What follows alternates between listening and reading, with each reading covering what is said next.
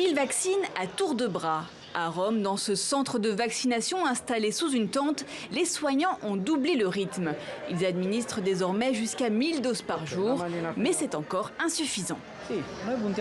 Notre objectif est de vacciner 1400 personnes par jour et nous nous organisons pour étendre nos capacités de vaccination. Rattraper le temps perdu pour ne pas perdre le contrôle de l'épidémie. Partout en Europe, les mesures de restriction de circulation et de confinement se multiplient. Moins de 5% de la population de l'Union a été vaccinée complètement, 59 millions de doses administrées. Un retard à l'allumage qui fait grincer les dents. Interrogé par la télévision grecque, le président français reconnaît des erreurs.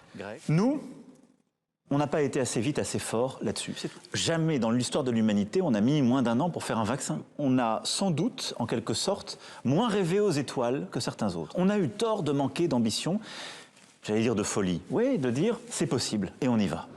Pays le plus endeuillé d'Europe, le Royaume-Uni a lui profité du Brexit pour aller plus vite.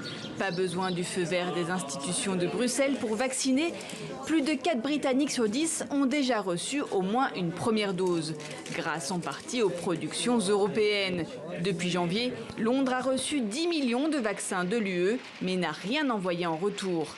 Les 27 durcissent le ton et envisagent, pourquoi pas, de bloquer les exportations de vaccins produits sur son sol.